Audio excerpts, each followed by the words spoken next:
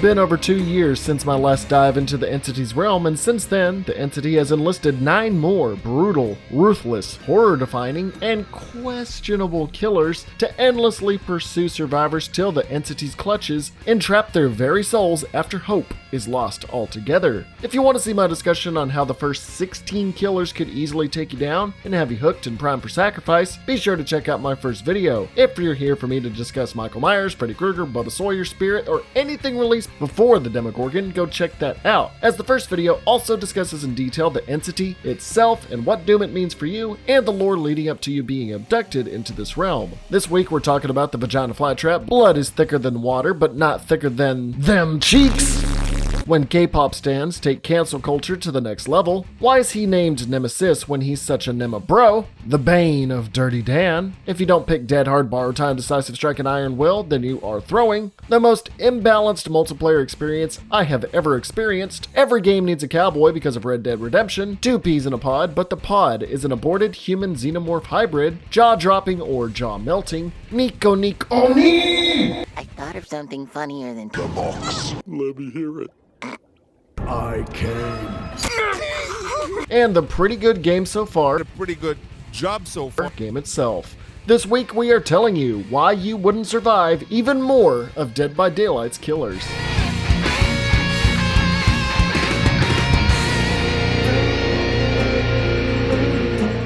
I waited this long because I wanted a decent amount of killers to cover. Also, people like to bring up the slogan of the game being, "Death is not an escape." However, within the game's lore itself, you dying within the realm is not in fact your demise, as you will just return to the ever-burning campfire. Every time you die, you suffer, and know each waking moment will be the same thing of you being relentlessly hunted, and your only respite is to do generators to escape. This will chip away at your will to live, and that, my friends, is what the entity feeds upon. It wants to keep you alive to feed on your suffering and will to live. Once you're tapped out, it will obliterate you from existence in its timeless expanse.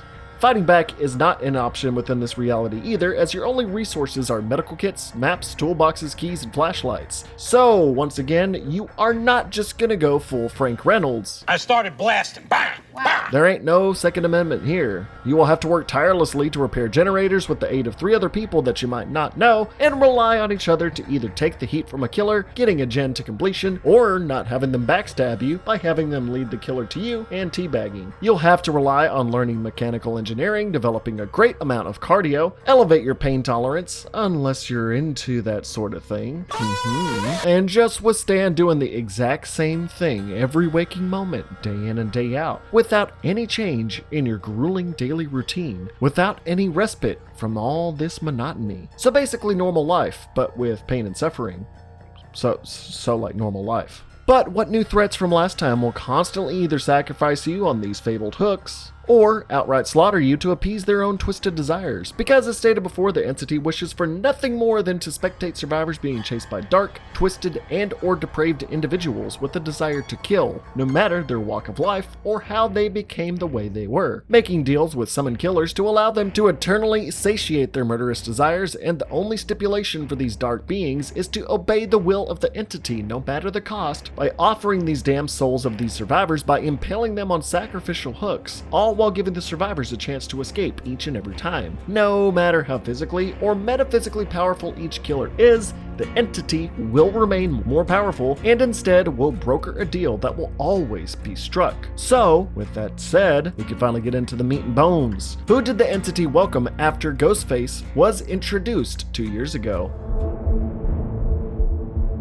Well, who else better to start than the first killer that's about to actually escape the entity's realm in November? That is the Demogorgon from Stranger Things. A creature acting more on animalistic and predatory instinct, this massive beast stands nearly 10 feet tall with a chode-shaped head that opens up in a flower-like fashion to reveal a sarlacc pit-filled mouth of elongated teeth. The Demogorgon also adorns disformed and razor-sharp claws, all of which it uses to absolutely rip its prey to shreds and use its its mouth flaps to envelop your head to perforate and crush your cranium. It resides within a grotesque dimension labeled the Upside Down, a parallel reality of ours dominated by flora and vein-like fauna that consumes this world in a hive mind-like network controlled by a gigantic being known as the Mind Flayer. The Demogorgons working as vicious hunting soldiers for this deity-like creation, although now working for the entity as its new master. Much like a shark, it can smell or at least detect our blood once it has been drawn or dropped, and easily being able to pick up any source of sound we make as well, even while in a separate dimension. Either because of its psychiatric build or because of its existence in the Upside Down, it retains quite a few otherworldly powers. It can render organic portals wherever it wishes in order to traverse the Upside Down, even when in the entity's realm, making multiple of these portals to go between in order to swiftly get the drop on survivors from below. While in the entity's realm, these created portals will remain on the ground for the Demogorgon to enter as it pleases and go between. These portals can be destroyed by your bare hands too, but the noise and exertion of energy of even being near them can alert this beast and have it rapidly approach you. While some killers like Legion and Ghostface are just normal, even scrawnier people with deadly weapons, the Demogorgon isn't something you can attempt to fight back in any reasonable way. Its hide is resistant to many forms of physical damage, including ammunitions and blunt weapons, on top of holding regenerative healing factors to recover from any injuries it retains rather quickly. It can pick up and throw average adult males with ease while using its superior leg strength to lunge quickly at victims to slash them down. No matter how tough or skilled in hand-to-hand combat you are not harming this thing as it grabs you and rips your body to pieces. If you're able to evade it after being harmed, outside the game's mechanics, remember that it can detect blood from afar, so no matter where you may go, it will find a way to you.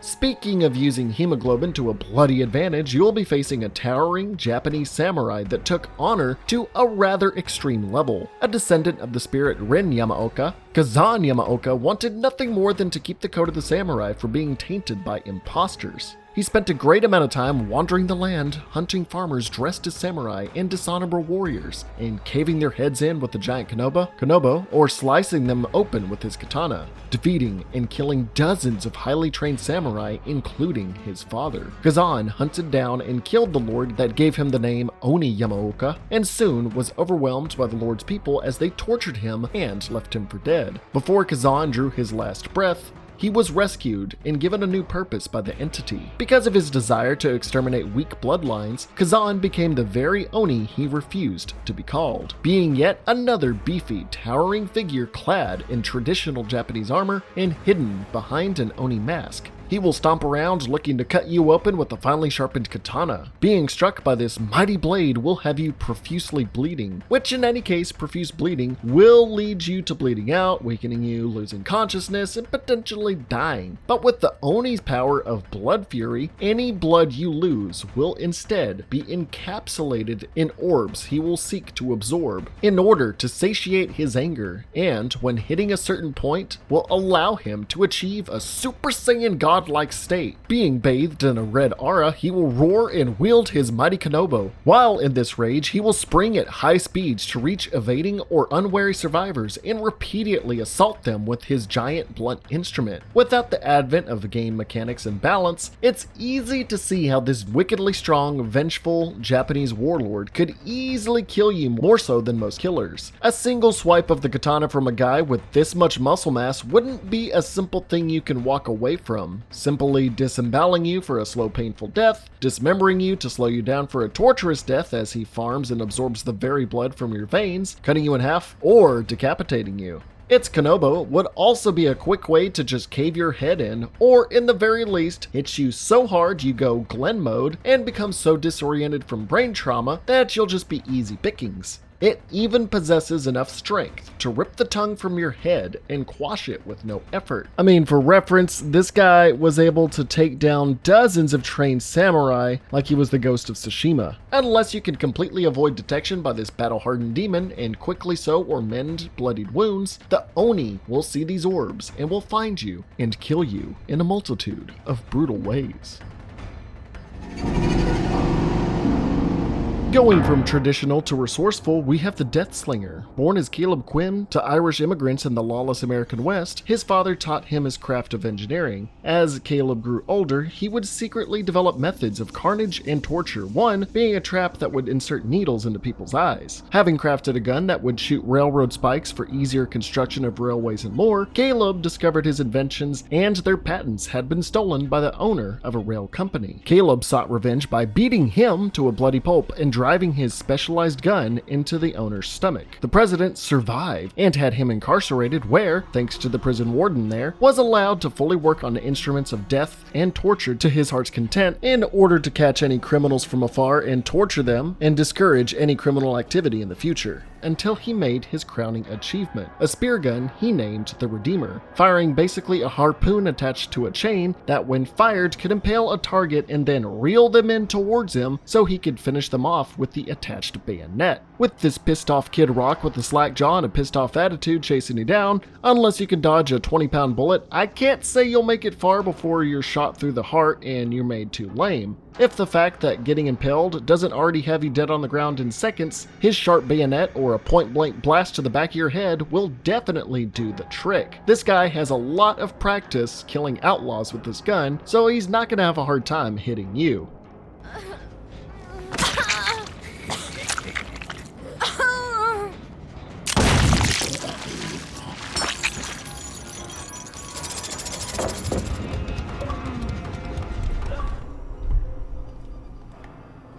Oh, Yeah. bro, nice tunneling, you fucking trash ass motherfucker, bro.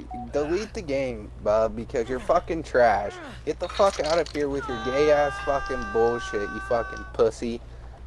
It's just a game, dude. Chill. Ozzy, get rid Oh my god. Damn. Need to get rid of him. You're gonna be on YouTube, Jared. I don't care.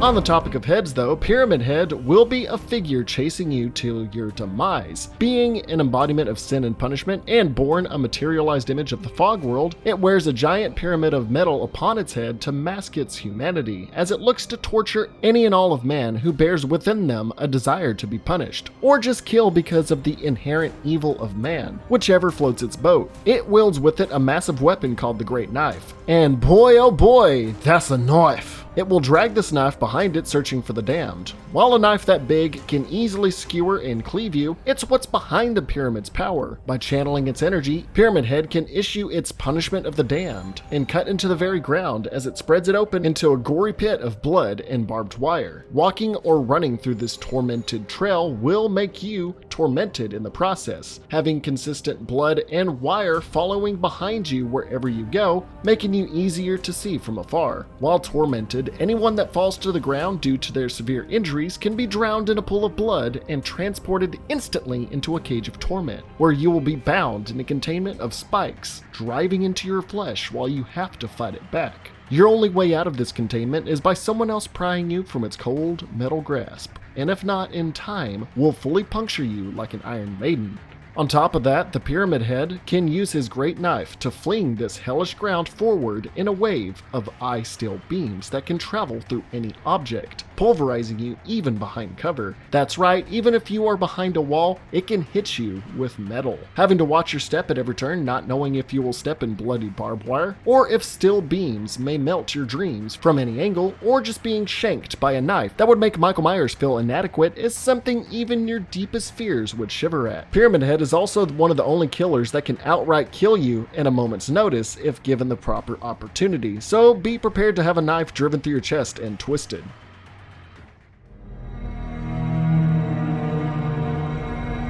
Experimentation of human subjects is always a horrific subject, and for one Talbot Grimes, it was a subject of interest. Growing up to work in medicine, he would be given opportunities to create chemicals that he hoped would make soldiers stronger and workers more productive, but instead cause them to die or enter a murderous rage hanging people from trees. He would be kidnapped and tortured by his indirect victims until he was saved by monks in order to develop a soul chemical to enlighten humanity. But even then was he shunned for his work and bound to a basement frantically writing his notes in blood and stone until the entity called upon him to wander a field of flowers and cankers of its own flesh. Grimes would experiment with the liquid produced by these and eventually develop them into a serum he would test on himself to improve his own form, eventually mutating him. With the entity's very essence flowing through his veins, his mind would become corrupted to become an abomination, with his back hunching harder than Notre Dame and his face rotting to the point of his eyes hollowing, with his nose and jaw rotting off, leaving nothing behind but this orange flowing liquid from his face and body. The liquid that was injected into him would let him achieve a monstrous rush. This rush would allow him to blitz in one direction and proceed to bounce off objects in a very speedy manner like a pinball to continue his chase and bash survivors with his cane named the Bone Buster. You will not be outrunning this guy and possibly even be bowled over by him, and then eventually you will be strucken down so he can have the opportunity to inject you with his Blight serum. Since your body is not used to this viscous liquid, your body will react in a very quick and horrific way, causing a cancerous growth to rapidly develop from your body, quickly shutting down internal organs before he mercy kills you by bursting the growth with his weapon. Having to dodge the pinball Mr. Hyde before he knocks you out and blows you up organically will be nigh impossible.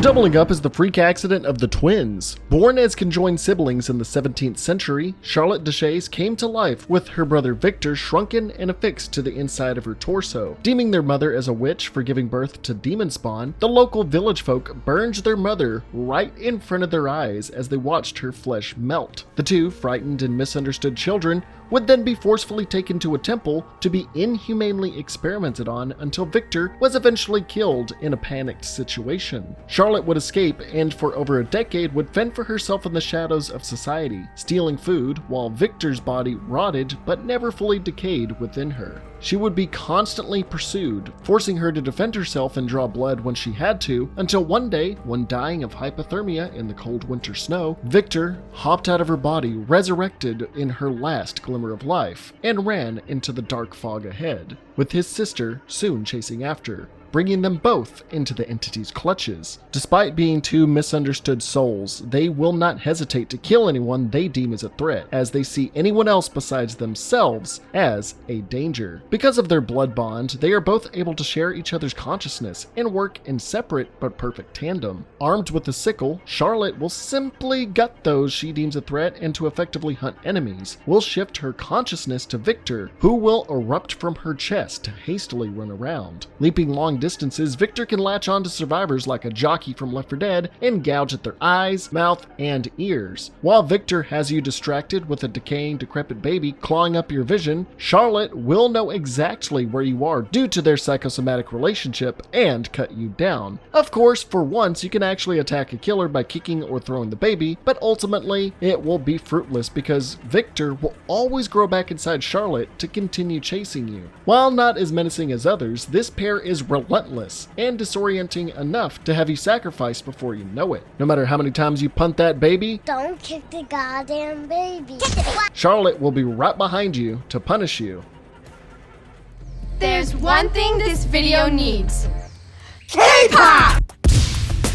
Now we have Trickster, a handsome lad brought in because the entity was extra horny. One Ji-won Hawk became a live music sensation as part of a Korean music group that gave him a huge ego and all that he ever wanted, enough to where the high life eventually bored him. Until the day his bandmates were trapped inside a studio fire that he relished in hearing their screams of death, did he become reborn as the solo artist, the Trickster. From that day on, he would abduct loners and take them to a warehouse and torture them extensively, dissecting them alive and doing all sorts of stuff to their bodies like inserting diamonds in their eye sockets and record their cries of pain to mix them into his own music. After killing his producers, he was inducted into the Horror Hall of Fame by the entity, and he would eternally chase survivors to make his ears wet with delight. Honestly, this scrawny bitch chasing you is probably the least foreseeable for your death comparable to the Legion, as decking him or them in the face seems like it would work pretty damn well, but he does come holding a neon bat tipped with a blade to pulverize you and split your head open. Due to his previous life as a street performer, he retains a hellish proficiency with throwing knives that allow him to riddle survivors from head to toe in neon blades. Often grabbing more knives from nearby lockers will be your only chance to get away from him if he starts pursuing you. But he does have kind of a thing going with the entity. Once he has hit you and others enough times with his throwing knives, he can channel the entity to enter a main event-like state that allows him to infinitely throw limitless knives from his pockets at you for a short time, making dodging these blades so difficult that you'll probably end up dead before you hit the ground, looking like a porcupine, as the Trickster giggles like a schoolgirl over your body's vocal performance. If you can avoid the swings of his bat or the throws of his knives, you can probably punch him in the face, but honestly, the way he's giggling and whatnot, some girls are just gonna let him kill him, saying "kill me daddy" and whatnot.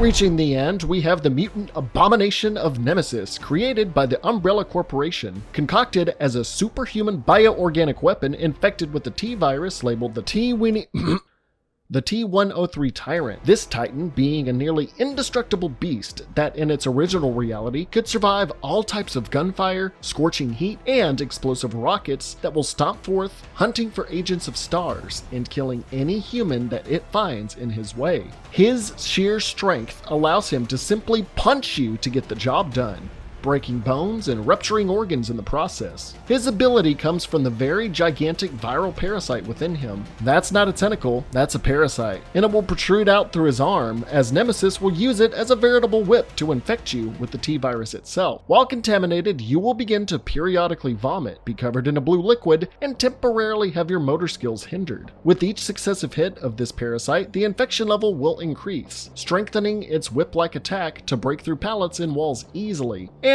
eventually extending its reach to crack you down. It will also come with it 2 undead zombies roaming the map looking to bite or scratch you, also potentially infecting you and strengthening the Nemesis in the process. This Adonis of a superhuman will not have a hard time crushing you, stomping your head in, throwing you around like a ragdoll and snapping your neck, punching you so hard your heart stops, or having its zombies pin you down and eat you alive. Or maybe, just maybe if you're lucky, can go full hentai mode and rev up that tentacle to... You have destroyed your own innocence, allowed your flesh to consume your spirit. Alright, on to the final killer for today. We don't need to get into that. Finally, returning to horror icons of cinema history. In the first video, we covered a lot, but this one's the only movie horror icon since Ghostface. We have the Hellraiser himself, the Cenobite of suffering, Pinhead. Who you calling Pinhead? A former British soldier with PTSD from World War I, Elliot Spencer solved a mystical puzzle box called the Lament Configuration that summoned the extra-dimensional beings known as the Cenobites that operate under the guidance of the god of hell. Elliot was deemed worthy due to his pain-ridden life and was dragged to hell and forcefully transformed through excessive painful mutilation, in his case tons of pins driven into his head, until his mind was broken to the point that his memories were erased, leaving behind a figure with his ideals twisted to an insane degree.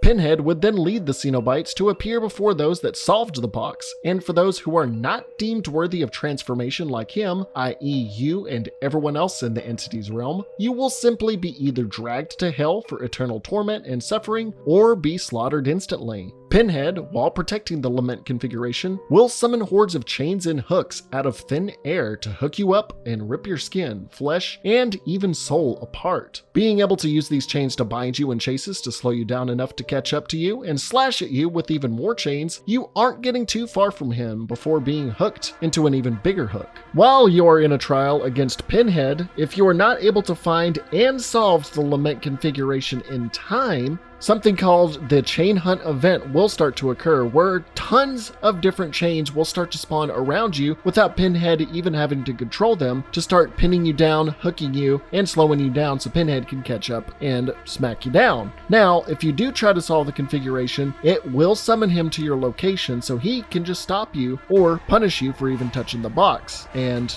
also for him to come. Yeah, there's the joke. Are you happy? When you are bound, you will have to summon the strength to rip the hooks quickly by tearing your flesh apart. If not, you will be dying quicker rather than later. You will have to overcome pain and suffering in a moment's notice by pulling a hook out of your skin, unless you're into hook suspension, unless you're into that kind of thing. But for most people, this is not going to be something you can do in a moment's notice. Pinhead and his fellow Cenobites are indestructible by any human means, so there's no way of harming him, and if he feels like it, can actually transport you away from the entity's realm, only to place you in hell for eternal suffering with no break at any campfire to give you a breather. Again, you're not dead, but eternal torment involving people like this and not getting to roast marshmallows in between each time you die, well, that's a fate worse than death. And if you're somehow deemed worthy by the Cenobites, you're going to be tortured day in and day out until your personality and everything you knew about yourself will be eradicated. And technically, from that day on, you will be dead.